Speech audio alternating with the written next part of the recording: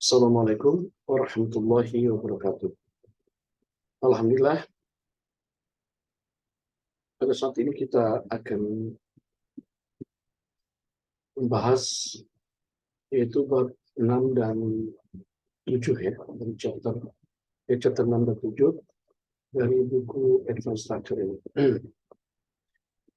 Jadi gini, pada bab 6 itu membahas tentang modifier ya, sedangkan bab 7 membahas tentang working phrase.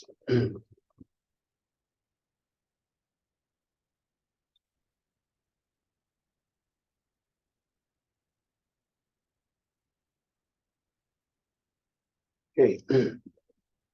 Jadi untuk modifiers, untuk memahami bab 6 ini, kalian sebaiknya kembali kepada pelajaran yang dulu tentang modifier. Modifier itu dari kata modification ya. Itu perubahan. Bedakan to modify dengan to change ya. Kalau modification mengubah sesuatu itu hanya luarnya saja. Beda dengan changing, mengubah segala sesuatunya berubah. Ya. Jadi dari fisik dan dalamnya juga berubah. Kalau changing itu seperti the Hulk, gitu kan? Si dokter apa tuh namanya tuh? Itu berubah menjadi the Hulk, ya kan? Berubah total. Jadi dari fisik hingga mentalnya berubah, itu changing. Adapun modification, perubahan hanya fisik saja. Misalkan Superman, kan? Baik pakai pakaian Superman atau tidak, ya, dia kemampuannya seperti itu. Hanya fisiknya aja yang berubah. Batman juga itu hanya pakaiannya aja. Dia mau pakaian atau tidak tetap aja begitu. Begitu juga Spider-Man. Itu dalam kemampuannya pakai pakaian itu atau tidak, itu tetap seperti itu. Namanya modifikasi. Dan istilah modifikasi itu dikenal juga di masyarakat seperti memodif mobil atau motor yang dari toko ya, dari pabrik, dimodif. Misalkan lampunya diubah jadi apa gitu, stangnya, nah itu modification namanya. Nah, dalam bahasa, khusus dalam bahasa Inggris, itu dalam istilah modifier itu adalah mengubah kata benda. Ya. Jadi pengubahan itu prosesnya ada dua macam. Ada yang disebut dengan pre-modification dan post-modification. Ini perlu dicatat dulu. Jadi sebelum memahami bab 6 ini, kalian ya para pembelajar di semester 3 ini, pahami dulu yang disebut dengan pre-modification, yaitu pengubahan di awal. Pengubahan di awal untuk kata benda itu ada 3, yakni 1, menggunakan determinan. Dalam hal ini determinan itu D. Kedua, yaitu menggunakan adjektif, kata sifat. Dan yang ketiga, menggunakan adverb of degree. Contoh kata bendanya misalkan kata girl, gadis ya. Girl itu kalau diubah, kalau girl kan kata biasa ya. Ketika dimasukkan dalam komunikasi, baik tulisan maupun lisan, misalkan menjadi a girl atau the girl. Nah, the atau a itu adalah determinan, pengubah awal. Ya, the girl, gadis itu asalnya kan dari kata this girl atau that girl. Kalau this dan that itu kan kata tunjuk, itu kan demonstratif. Di sini the girl itu berasal daripada this girl atau that girl. Yang di awal itu disebutnya demonstratif adjektif. Ya, this girl, that girl. Nah, this dan that itu bisa diubah menjadi D. Nah, D itulah determinan. Ya. Itu. Jadi determinan. Kedua, memodifikasi itu ditambah dengan adjektif. Misalkan gadis itu. Gadis yang mana? Gadis yang pintar. The girl is clever. Itu kan kalimatnya begitu. The girl is clever. Clever, adjektif dikedepankan, ya, disimpan di depan kata benda menjadi the clever girl. Artinya gadis yang pintar. Akan membedakan gadis ini spesial dibanding gadis yang lain. Ya, the clever girl. Di dua. Kemudian clever juga itu ada tingkatannya kan? Ada tingkatannya. Ya. Ada positive degree, comparative degree, itu kan? Dan superlative degree. Ya. Nah, di sini misalkan menggunakan adverb of degree, very misalnya. Jadi di depan girl itu ada 3. Jadi the very clever girl, kan? Jadi dari kata benda girl menjadi the girl. Bagaimana the girl itu? The girl is clever. The girl is clever itu kalimat diubah menjadi sebuah frase menjadi the clever girl. Clever kata sifat, subjek complement disimpan ke depan menjadi pre-modifier, the clever girl. Kemudian dari kalimat the clever is very clever. The girl is very clever. Nah, very clever sebagai subjek complement itu ditarik ke depan menjadi the very clever girl. Gadis yang sangat pintar. Nah, ini yang akan menjadi non-phrase.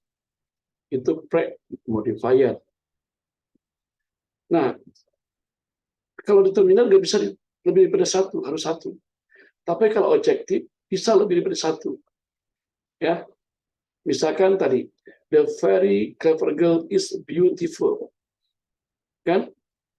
The very clever girl is beautiful. Beautiful-nya kedepankan. Menjadi apa?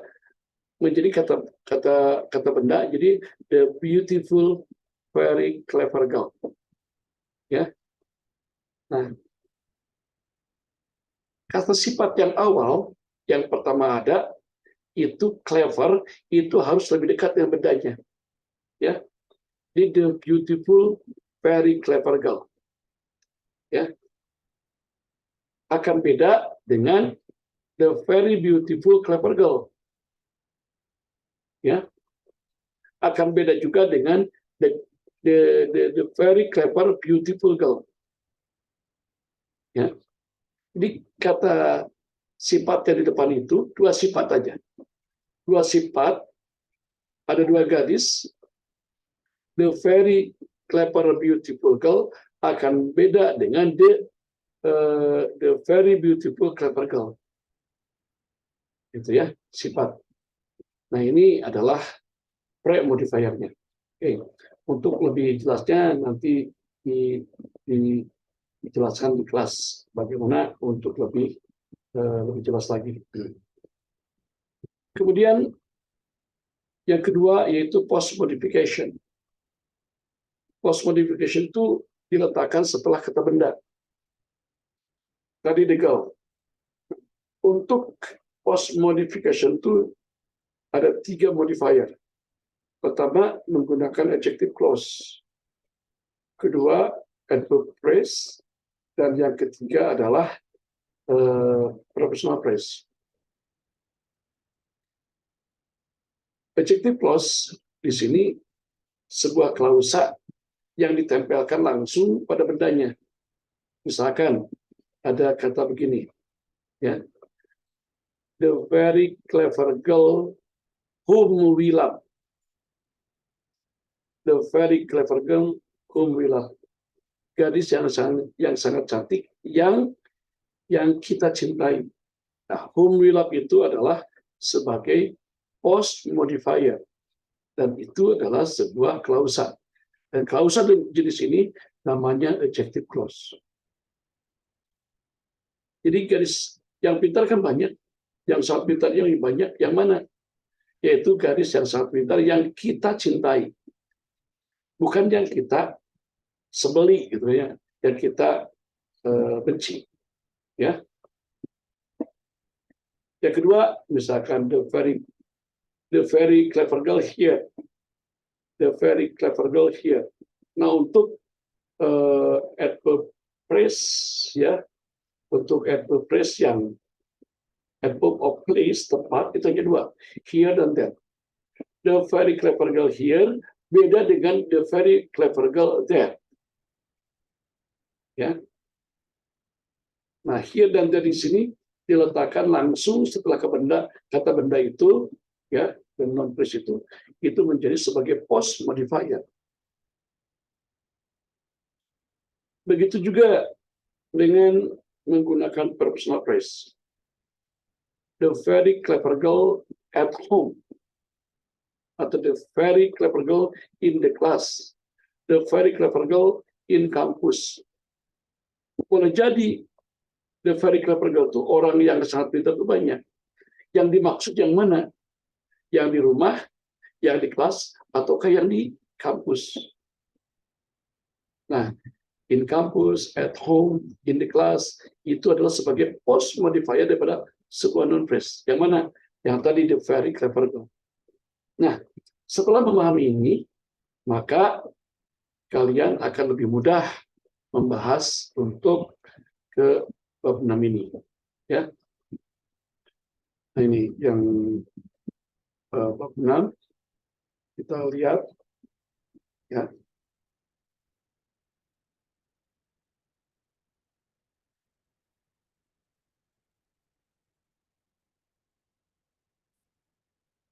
Ini modifier. Jadi penggunaannya itu menggunakan adverb dan adjective. Nah, adverb yang apa? Adverb of degree, ini kan? Ya, silakan kalian baca ya bagaimana pengubahan adjektif, hubungan adjektif dan adverb di sini ya. Good, bad, well, badly dan seterusnya. Kalian silakan. Jadi saya tidak perlu lagi menjelaskan dalam video ini. Ya, kalian bisa melihat langsung pada bukunya.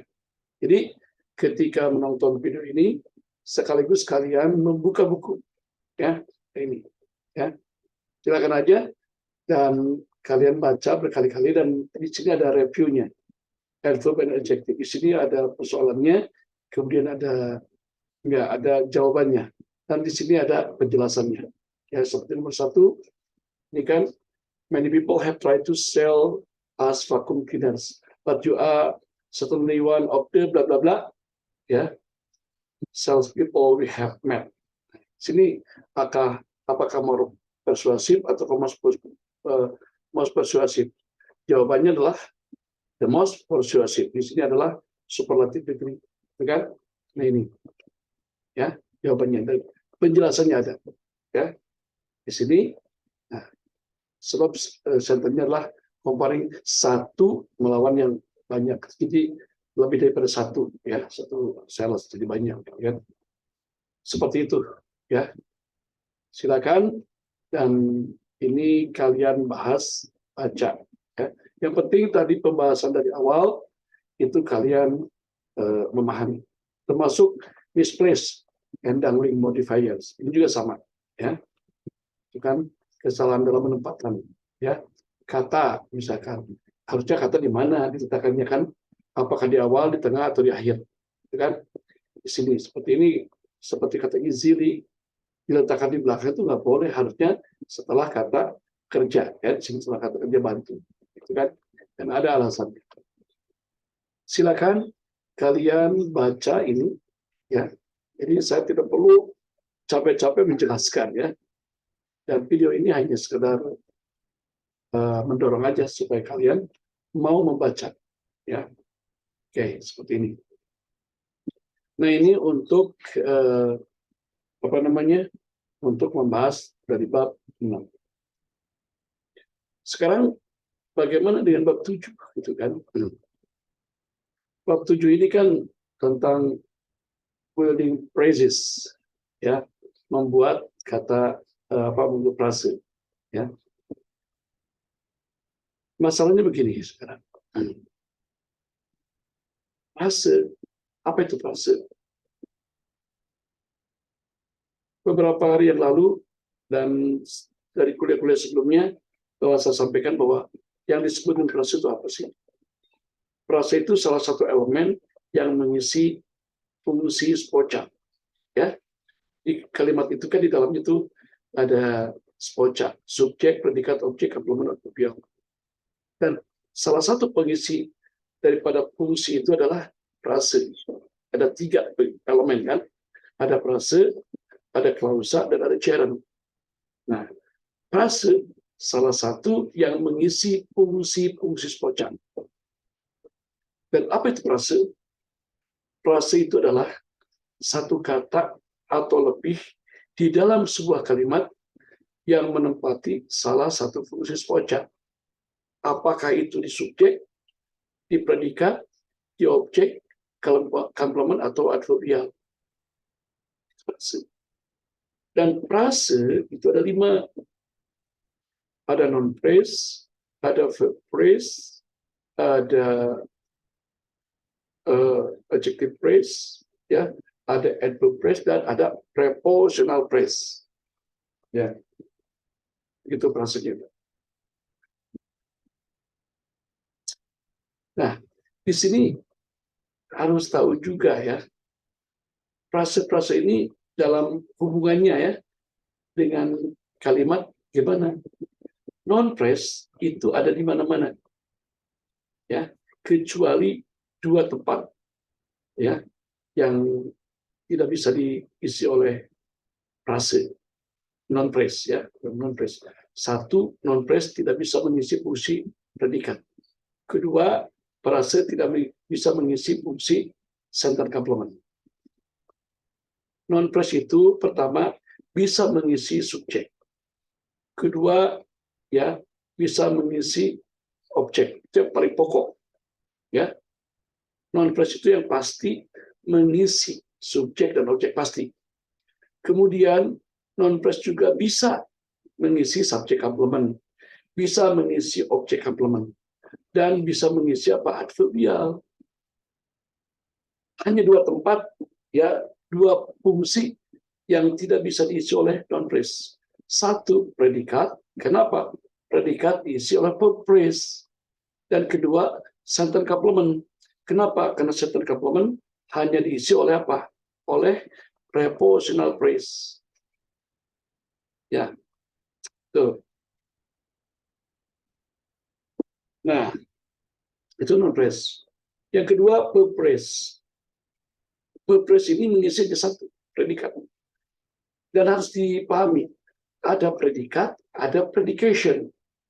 Jadi sebuah kalimat spoca itu sesungguhnya ada 3 wilayah. Kalau kalimat itu ada subjek, predikat, objek, komplement, adverbial, semua ada, misalkan. Sesungguhnya itu ada 3 wilayah. Pertama, wilayah subjek. Kedua, namanya wilayah predication.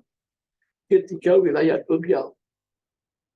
Jadi, predication itu di dalamnya itu ada apa?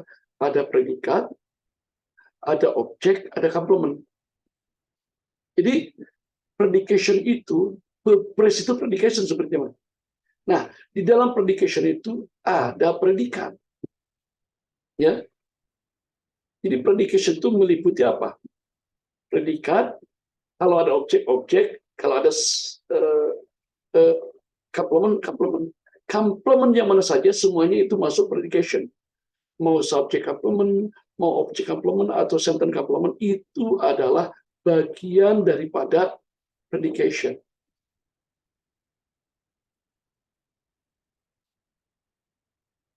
Ya, verb phrase itu adalah predication. Nah, predikat itu nantinya verb, ya, ada modal, ada tense. Kemudian kalau ada objek, kalimat transitif ya ada objeknya. Kalau ada komplement ya ada komplementnya. Kalau subjek komplement kalimat intensif. Kalau ada objek komplement berarti kalimat kompleks transitif. Kalau sentence komplement untuk semua kalimat ada bisa. Nah, Wilayah ketiga adalah wilayah adverbial. Bedakan adverbial dengan adverb. Beda. Ya. Ada adverb, ada adverb phrase, ada adverb clause, dan ada adverbial. Kalau adverbial itu adalah salah satu fungsi dalam kalimat. Ya. Oke, penjelasan perbedaan antara adverb, adverb phrase, adverb clause, dan adverbial itu nanti. Dan udah ada sebetulnya dalam video lain dalam mata pelajaran teks, tapi di link ini ada. Silakan kalian buka, itu pembahasan tentang perbedaan antara adverb, adverb phrase, adverb clause, dan adverbial itu ada di salah satu video yang udah saya upload. Ya. Jadi sebuah kalimat itu ada wilayah subjek, ada wilayah predication, dan ada wilayah adverbial. Nah, di dalam predication itu ada predikat. Nah, predikat ini diisi oleh verb, bukan? Verbnya apa? Ya, semuanya. Ya, namanya verb phrase. Ya, verb phrase, verb phrase, frase verba. Jadi predikat itu nggak mau diisi oleh frase lain. Nggak mau. Dia hanya mau diisi oleh verb phrase, itu predikat. Nah, sekarang adjective phrase. Kalau adjective phrase di dalam sebuah kalimat, ya hanya dua kemungkinan. Satu, sebagai subject complement di dalam kalimat intensif. Kalimat intensif yang mana? Hanya satu, pada kalimat be intensif. Pada kalimat pure intensif, adjective phrase tidak bisa. Contohnya, misalkan adjective phrase. Ya, misalkan I'm clever, misalkan. Clever itu adalah adjective phrase. Kenapa disebut adjective phrase? Karena clever sebagai subject complement. Ini kalimat intensif. Tapi tidak bisa misalkan I love clever, I like clever. Itu nggak ada. Jadi sebagai subject complement, adjective phrase itu pada subject complement yang mana? Pada kalimat intensif yang mana? Sebagai subject complement. Pada kalimat be intensif. Tidak pada pure intensif. Yang kedua, adjective phrase itu ada pada kalimat kompleks. Misalkan apa? The teacher made us clever. Nah, us clever. Clever itu sebagai objek complement daripada us. Jadi adjective phrase di dalam kalimat itu akan mengisi fungsi subject complement pada kalimat be intensif dan objek complement pada kalimat kompleks transitif. Ya. Kemudian yang keempat, adverb phrase. Adverb phrase menempati apa saja? Ada 3 wilayah, ya, tiga fungsi yang bisa diisi oleh adverb phrase. Satu, sebagai subject complement dalam kalimat intensif. Baik be intensif maupun pure intensif bisa. Contoh, I'm here, I like here. Ya, you are there, ya, you like there. Bisa. Kedua, dalam kalimat kompleks transitif. Misalkan, mother meet me here, father meet me there. Kan? Itu sebagai objek complement. Dan yang ketiga apa? Adverbial. Contoh, we are studying structure here. We are studying structure here. Here di sini adalah sebagai apa? Sebagai adverbial. Dan satu lagi, ya, adverb phrase itu sebenarnya adalah satu lagi apa? Sebagai post modifier tadi. Ya. Jadi adverb phrase itu bukan lagi 3 ya. Kalau dalam SPOCA itu jelas 3. Menjadi subject complement, object complement, dan adverbial. Ditambah lagi, untuk sebuah non phrase itu adverb phrase menempati apa? sebagai post modifier sebuah non phrase. Catat ya. Jadi sebagai post modifier sebuah non phrase. Ya. Misalkan apa? The clever girl here, misalkan, the clever girl here ya is studying structure. Ya. Seperti itu. Dan yang kelima apa? Prepositional phrase. Nah, prepositional phrase dalam kalimat seperti tadi itu menempati apa? Semua komplement diisi oleh oleh prepositional phrase. Ya. Bisa semuanya. Ya. Misalkan ya, we are at home, subjek komplement. Mother meet me at home. Ya, itu sebagai objek komplement. Dalam kalimat pasif misalkan the door is opened by him. By him itu subjek komplement. Itu personal phrase. Ya. Kemudian adverbial. We are studying structure at home. Ya, we are studying structure at home. At home sebagai adverbial. Dan satu lagi apa? Sebagai post modifier sebuah non phrase. Ya, the clever girl at home is studying structure. Ya. Di sini dijelaskan. Jadi yang sedang belajar structure itu siapa? Gadis yang sangat pintar yang ada di rumah, bukan yang ada di luar. Itu sebagai post modifier. The very clever girl at home is studying structure. Beda dengan the very clever girl is studying structure at home. Itu beda orang. Ya. Bisa beda orang. Ya. Nah ini ya tentang frase. Ya. Jadi di sini untuk memahami bab 7 juga modalnya yang tadi di sini kan. Nah, silakan kalian baca, pahami, ya, dan rasakan sensasinya.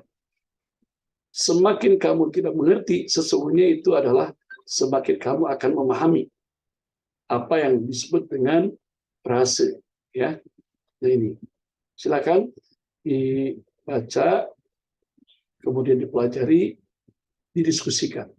Ya, di sini. Ya, silakan. Ya. Anda baca baik-baik semuanya, dan saya yakin kalian pasti bisa. Di sini ada reviewnya. The function of phrases. Ini kan, lihat nomor 1 seperti begini, ya. Kemudian ada pertanyaannya, kemudian ada jawabannya, dan ada explanation-nya. Ada di sini. Ya. Jadi saya tidak perlu menjelaskan lagi, tinggal kalian baca. Ya. Tinggal kalian baca. Nah, itu aja barangkali ya yang bisa saya sampaikan pada malam ini. Ya, silakan kamu ini buka sampai terakhir. Ya, ya. Jadi kalian bahas ya, kalian bahas ya. Jadi, oh ya belum di share tadi itu Pak, sorry. Aduh, ini nih dari awal nih. Di sini ya. Silakan tuh ya. Dari mulai sini. Ini mau modifier, bukan ini kan. Sorry. Yang ini yang body phrase ya. Yang body phrases ya. Ini. The function of phrases. Silakan. Tadi udah saya jelaskan. Silakan kalian pahami ya. Insya Allah kalau kalian sudah memahami, kalian akan paham juga ini. Ya. Rasakan sensasi ini. Bagaimana memahami hal ini, ya. Jadi kesulitan itu adalah awal untuk mudah, ya. Gelap itu awal untuk terang, ya. Seperti itu istilahnya. Ini ada reviewnya, ya. Kemudian ada pertanyaannya, ada jawabannya. Kemudian ada explanation-nya, dan seterusnya. Sampai di sini dipercepat sampai terakhir, sampai nomor 20. Silakan Anda pelajari, ya, dididik secara baik-baik. Kalau ada teman, didiskusikan aja dengan teman. Ya, barangkali segini saja penjelasan dari video ini, tidak terlalu lama, dan saya yakin kalian bisa. Dan untuk lebih jelasnya, insya Allah pada jadwalnya untuk kelas A, B, C besok hari Senin, dan untuk kelas D, E, F hari Selasa. Oke, sampai sini aja pertemuan kita kali ini. Mari kita tutup bersama-sama dengan baca hamdalah. Alhamdulillahirrahmanirrahim. Billahi hidayah wa taufiq. Wassalamualaikum warahmatullahi wabarakatuh.